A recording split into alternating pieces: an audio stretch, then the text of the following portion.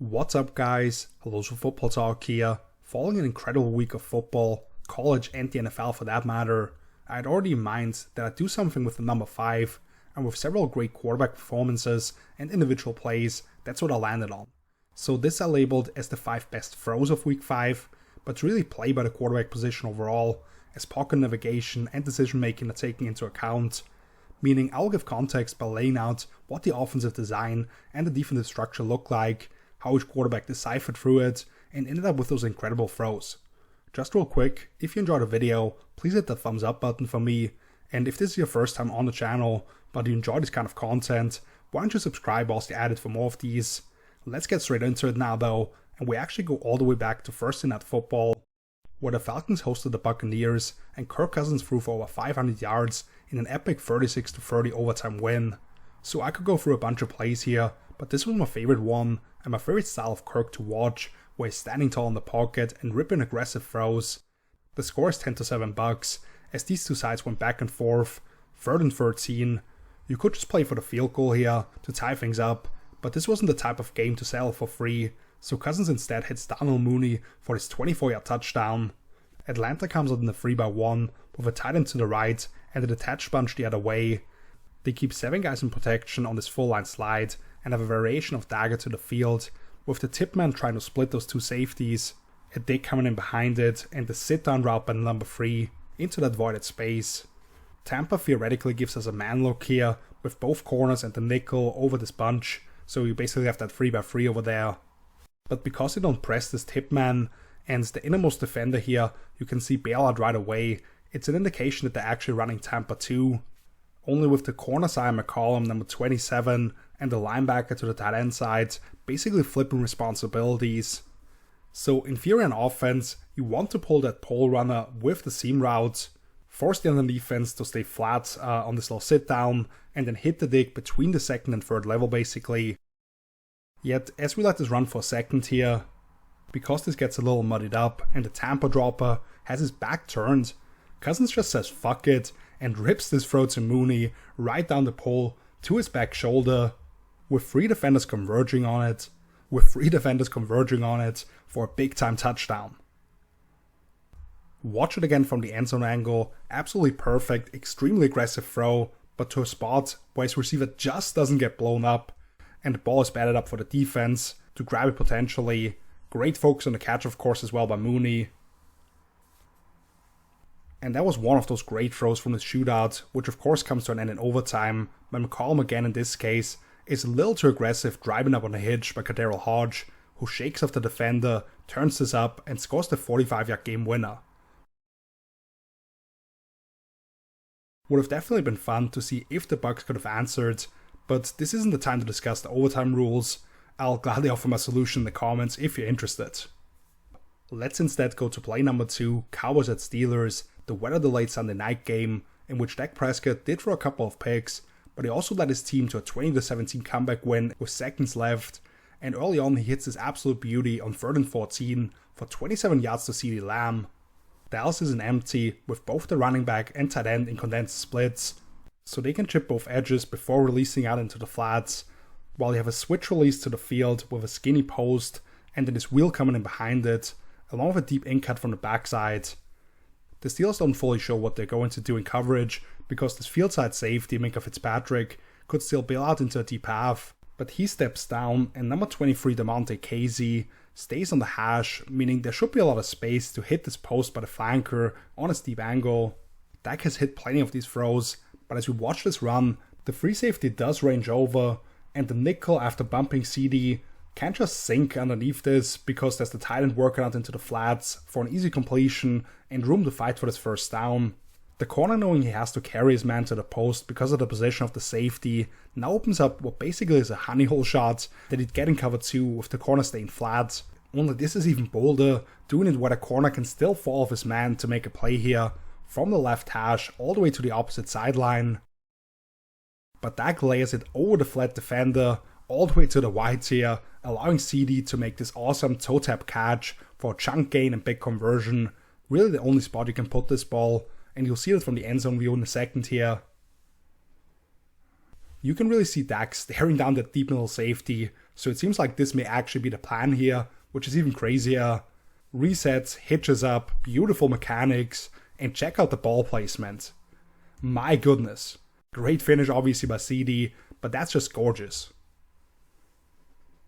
And just quickly, here's the game winner on 4th and goal, waiting out this mesh concept, and hitting Tolbert right at the goal line to put them up by 3 with just 20 seconds left in the game. Number 3 now, in the Bills-Texans matchup from the early slate on Sunday. Texans win this one 23-20 with some highly questionable time management at the end for both sides, but Houston's defensive line got after Josh Allen, and their own quarterback making big time throws from the pocket.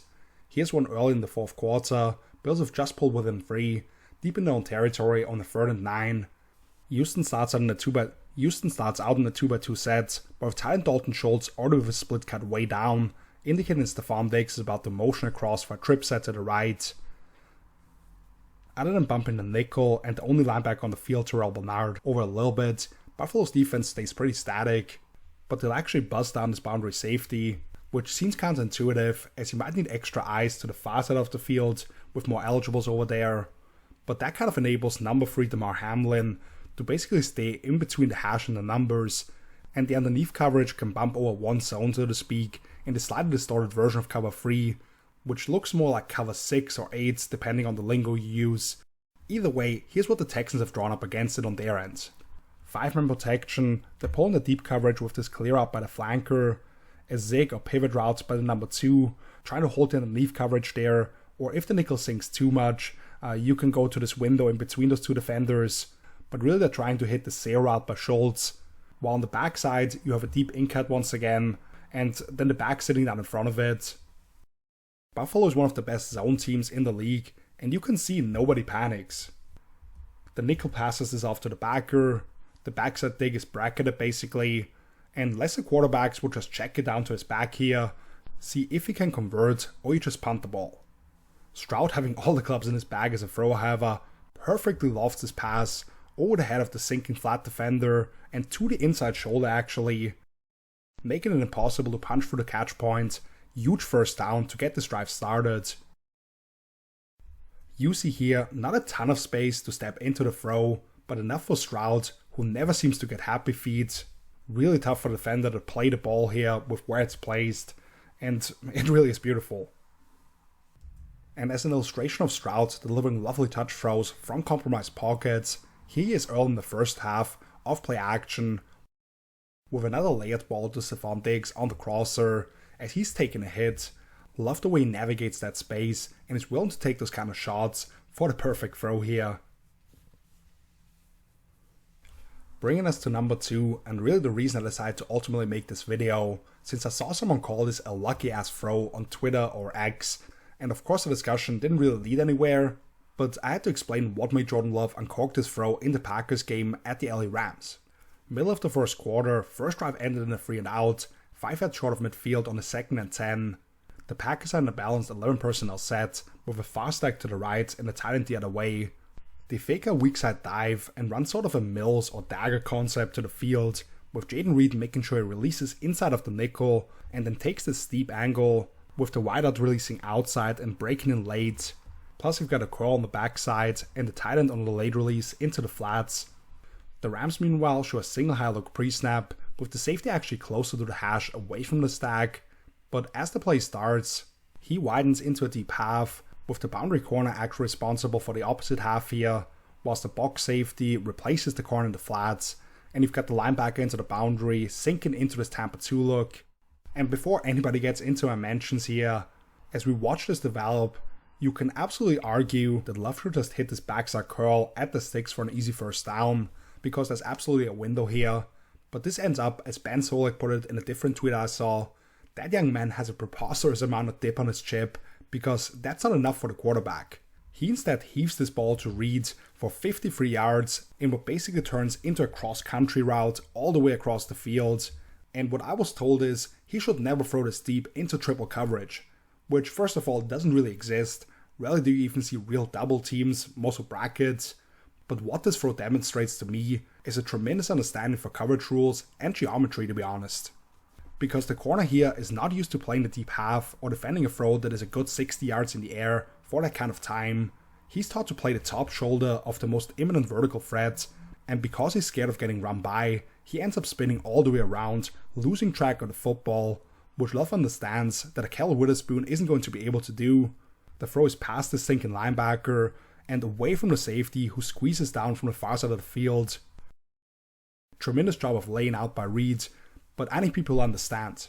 While this was an insane level of audacity by the quarterback to even attempt this throw, this was one of the most courageous balls you'll ever see. Watch it one more time from Love's perspective. He clearly sees that the 12-yard gain is there to be had, but turns it down in favor of a near touchdown as the opposite safety comes over the back of his receiver, with Reed making a tremendous grab, and he punched it in on the very next play.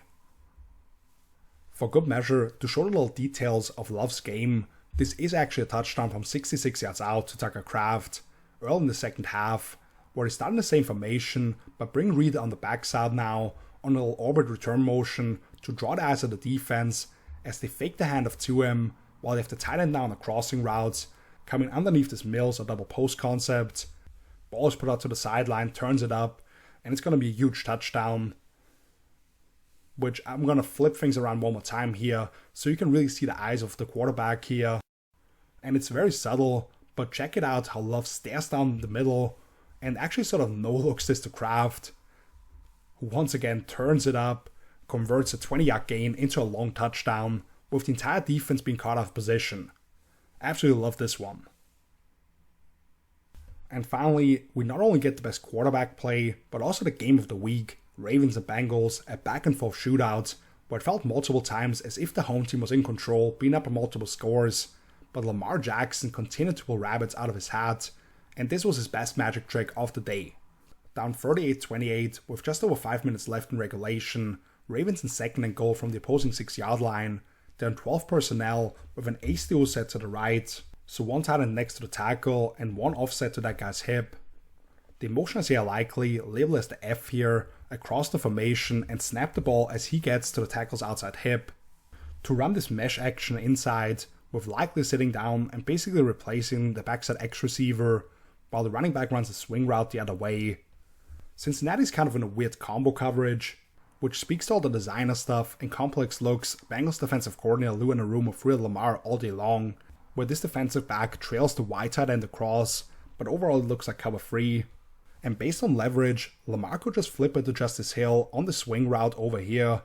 But as we see, he takes his eyes off the ball for a split second because he wants to see what the defense is about to throw at him next. So he fumbles the snap, and now it's kind of too late, at least in catch-up mode, needing a touchdown here. Therefore he picks this up, uses his speed to beat defensive ends to the boundary, stiff-arming into the ground. Meanwhile his two tight ends work the scramble drill, where Andrews works back down to the quarterback and likely finds space in the back of the end zone.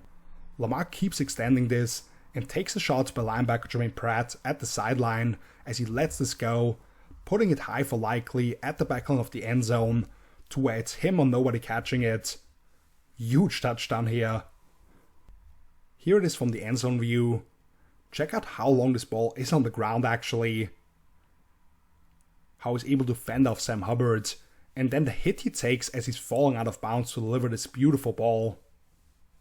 Just insane, camera can't even follow him.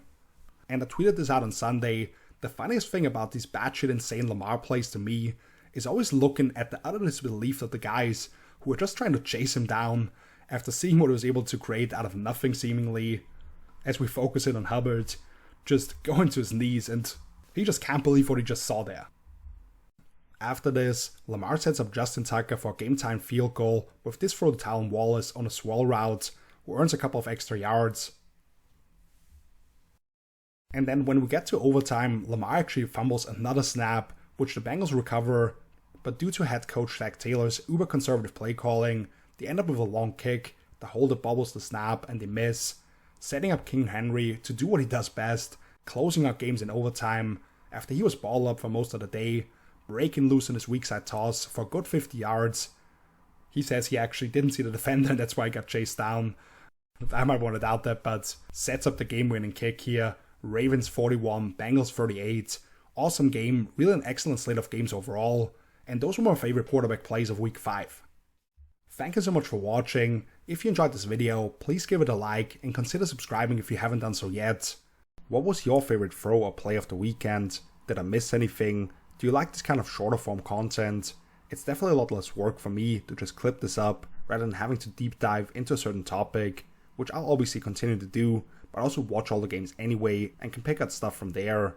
Let me know in the comments, along with any other ideas you might have for future episodes. Of course, my content will heavily depend on what we see around football throughout the year, but I'm always open to listening. In the meantime, you can check out my power rankings prior to week 5, some college football stuff, and more over at Footballtalk.com. Link is down below in the video description, along with my social media handles, where you can follow me in order to stay up to date with everything I do, check out my weekly game and betting picks, etc. Looking forward to hearing from you guys. So, until then, see you later. Peace!